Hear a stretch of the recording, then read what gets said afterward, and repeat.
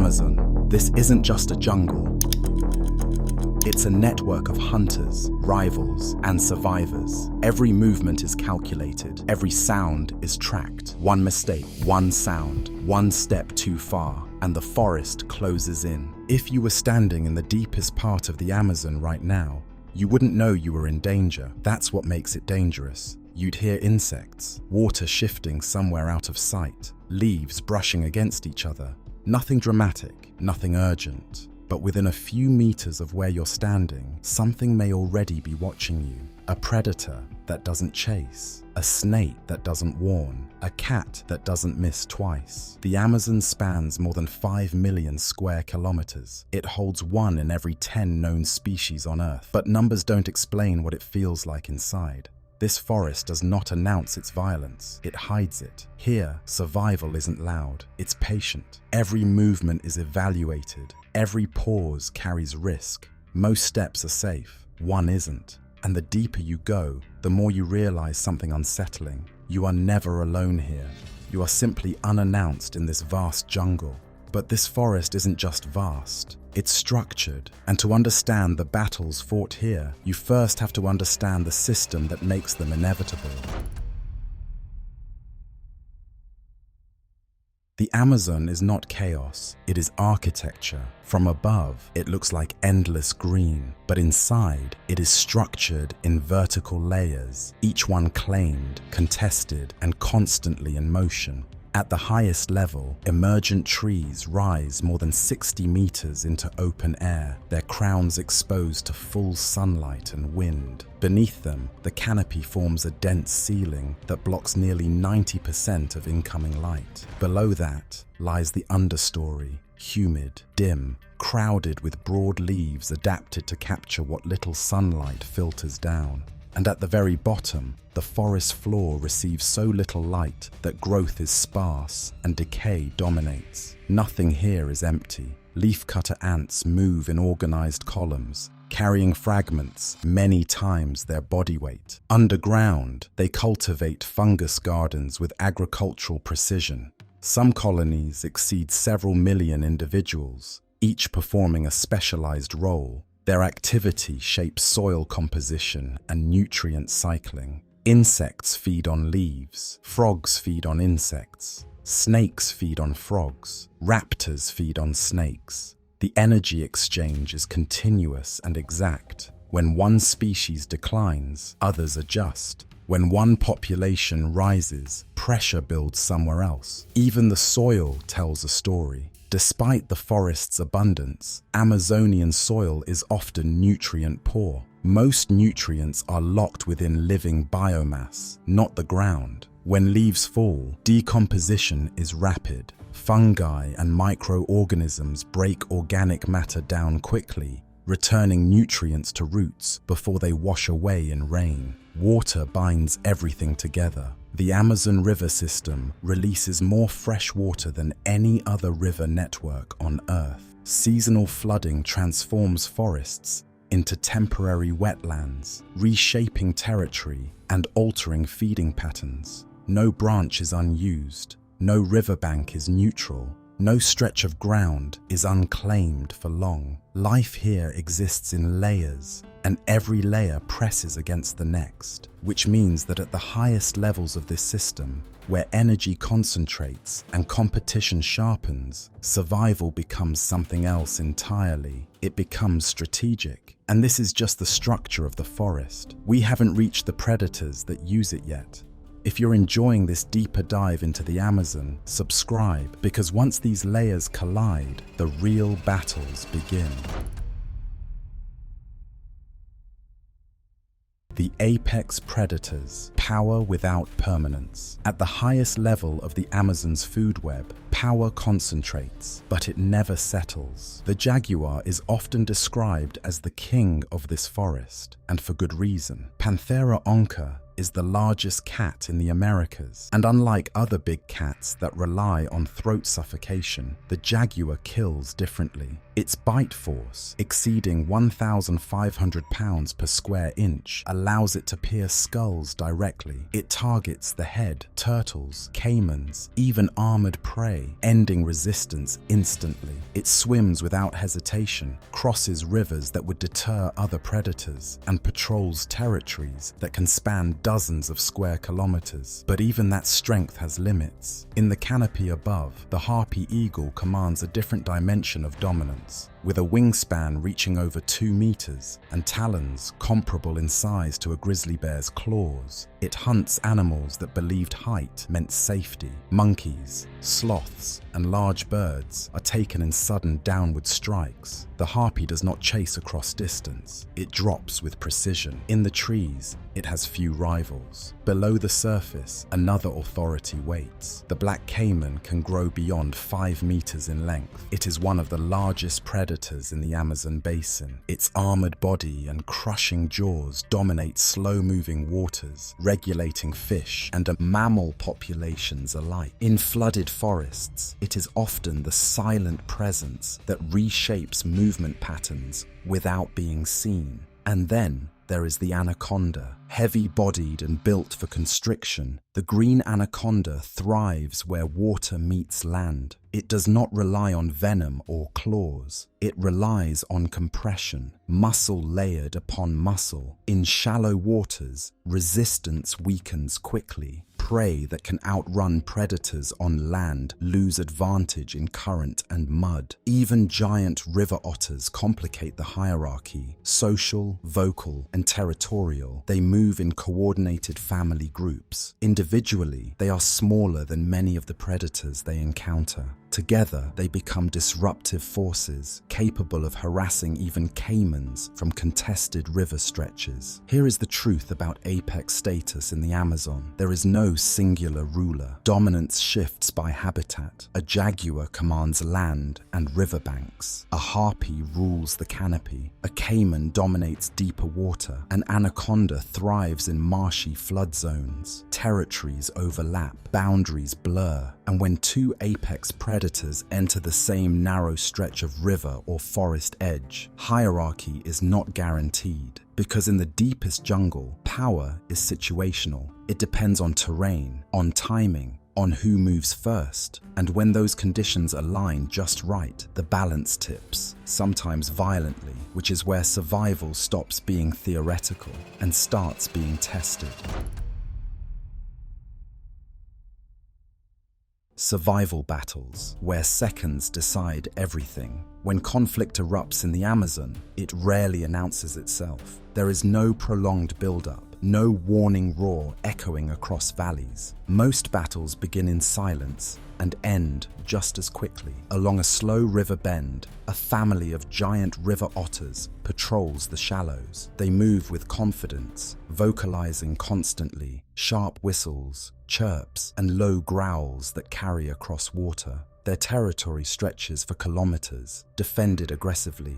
Beneath them, barely visible, a black caiman rises just enough for its eyes and nostrils to clear the surface. The otters notice first. They tighten formation. They don't scatter. They don't charge recklessly. Instead, they surround and harass. Short lunges forward, loud bursts of sound, coordinated pressure designed to push the caiman away rather than overpower it. The caiman responds with one explosive surge, jaws snapping, tail thrashing, water erupting outward, but it does not pursue. A prolonged fight risks injury. An injury in the Amazon can mean slow death. Infection spreads quickly in warm, humid environments. Energy wasted recklessly cannot be replaced easily. The standoff dissolves, but elsewhere, the stakes shift. On a muddy bank exposed by receding water, a caiman rests too far from the safety of the river. A jaguar watches from dense vegetation. Jaguars are ambush specialists. They close distance under cover, often approaching from downwind. When they commit completely. The rush is sudden, a single powerful leap. Jaws clamp at the base of the skull. Unlike lions that suffocate prey, jaguars pierce bone. Seconds of violent resistance follow. claws tearing mud, tail whipping, then stillness. The jungle absorbs the disturbance almost immediately. Far from the river, beneath layers of leaf litter, another battle unfolds differently. A bushmaster remains coiled, indistinguishable from the forest floor. A small rodent pauses near exposed roots, unaware of the heat signature it presents. The strike lasts less than half a second. The snake releases instantly, avoiding injury. The prey stumbles away briefly before venom begins its internal work. No chase, no spectacle, just precision. Not every encounter ends in death. A capybara may detect movement in time and bolt toward water. A monkey troop may sound alarm early enough to scatter before a harpy eagle drops through branches. A juvenile caiman may retreat from coordinated otters rather than risk confrontation. Failure exists here too, but success in the Amazon does not depend on winning every battle. It depends on choosing the right ones. Predators avoid prolonged conflict. They conserve energy. They strike when probability favors them. Prey evolve vigilance, but vigilance cannot cover every direction at once. And that is what makes these survival battles so relentless. They are not rare events. They are constant calculations. A step placed slightly too close to shadow. A movement detected a fraction of a second too late. A territory crossed at the wrong moment. Most days, the forest feels ordinary, but ordinary does not mean safe, because beneath every layer of calm, competition continues. And when timing aligns with opportunity, the Amazon does not hesitate, it decides. And not every survivor here relies on force. Some endure through something quieter, something sharper. Not every survivor in the Amazon stands alone. While many predators rely on solitude and precision, others endure through cooperation. And in a system this dense, shared awareness can be more powerful than strength. Giant river otters are among the most vocal mammals in the rainforest. Living in tight family groups, they coordinate hunts, defend territory, and raise young collectively. Each member plays a role. Adults teach juveniles to fish. Sentinels watch for danger while others feed. When threatened, they form defensive lines rather than scatter. Alone, an otter may retreat. Together, they challenge animals far larger than themselves. In the canopy, monkey troops survive through communication. Different alarm calls signal different threats. One for aerial predators like harpy eagles, another for ground hunters like jaguars. Information spreads instantly across branches. A single call can trigger dozens of bodies to move in coordinated escape. Intelligence here is social. It is shared. Macaws form lifelong pair bonds and defend nesting cavities with consistency that spans years. Their loyalty to territory increases survival of offspring. Even fish in Amazonian waters form dense shoals, moving in synchronized bursts that confuse larger predators. Learning also matters. Young jaguars practice stalking under the watch of their mothers. Juvenile caimans remain near protective cover until size grants confidence. Trial and error shape behavior. Those that adapt survive. In the Amazon, intelligence is not measured by tool use or abstract thought. It is measured by outcome. Cooperation increases success rates. Communication reduces surprise. Shared defense lowers vulnerability. And while apex predators dominate through force, many species endure through coordination. Because in a rainforest where danger can emerge from above, below, or behind, awareness is currency. And sometimes, unity is the only reason a species continues. And nowhere does awareness matter more than where land meets water. Because along the river, boundaries disappear.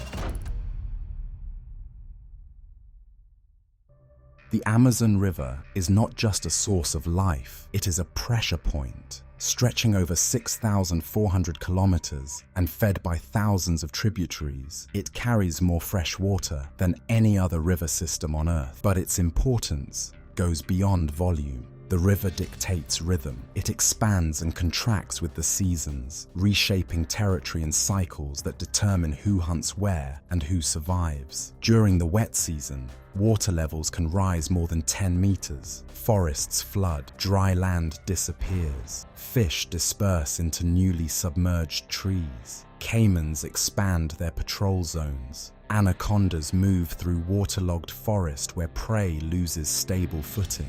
Jaguars swim between elevated patches of land, adapting to terrain that shifts beneath them. Space becomes fluid. Then the dry season arrives. Water retreats. Tributaries narrow. Flooded forests drain. What was once expansive becomes compressed. Fish crowd into shrinking pools. Mammals gather at exposed riverbanks to drink.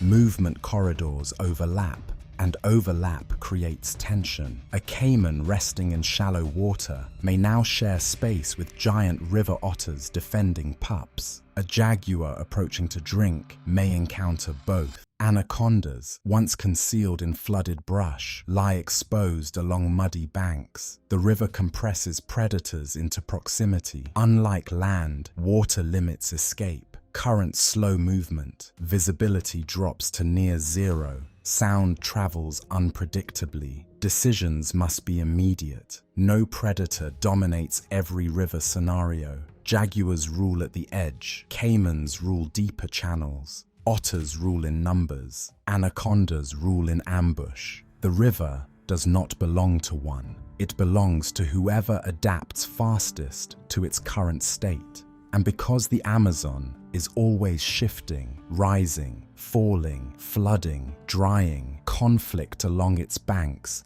never truly ends. It simply changes form. And for centuries, these tensions shaped the forest naturally. But now, another pressure is entering the system. For millions of years, the survival battles of the Amazon were shaped by climate, geography, and adaptation. Predators refined their strategies. Prey evolved new defenses. The balance shifted, but it shifted slowly. Now, the pressure comes from outside the system. The Amazon has lost millions of hectares of forest in recent decades due to deforestation, agriculture, mining, and expanding infrastructure. When continuous habitat fragments into isolated patches, the first to feel the strain are large predators. A single jaguar may require dozens of square kilometers to hunt effectively. Shrink that. Territory and conflict rises between predators, between prey populations, and between wildlife and humans. Harpy eagles depend on towering emergent trees for nesting. Remove those trees, and entire generations disappear before they begin. River systems altered by dams change fish migration routes, reshaping the food chain for otters, caimans, and everything in between. Fragmentation does more than remove forest. It compresses movement. It narrows escape. It intensifies competition. The Amazon is vast, but its edges are louder than they once were. Corridors shrink. Encounters increase. The wild adapts. It always has. But adaptation takes time. And when change accelerates beyond evolutionary pace, even the most refined survival strategies begin to strain, which makes the final truth about this forest more urgent than ever. Because when space tightens and pressure builds, the jungle still decides who endures, but the rules begin to change. And when the pressure changes, so does the equation of survival, which brings us back to the simplest truth of this jungle. Who truly endures. For all its violence, the Amazon is not built on chaos. It is built on balance. Every predator that rises eventually meets a limit. Every prey species that multiplies too quickly encounters pressure. The jaguar regulates herbivores. The caiman controls fish and mammals along the banks. River otters influence aquatic systems. Even insects shape vegetation patterns in ways too subtle to notice at first glance. The jungle is not a battlefield without order. It is a system constantly correcting itself. But correction does not mean mercy. Most steps are safe, one is not. Most hunts fail, one succeeds. Most nights pass without consequence. One changes everything, and that is the rhythm of the deepest jungle. It does not crown champions permanently. It filters survivors. It rewards patience. It favors adaptation. It removes weakness without emotion. Stand still long enough in the Amazon, and you begin to understand something unsettling. The forest does not need noise to demonstrate power.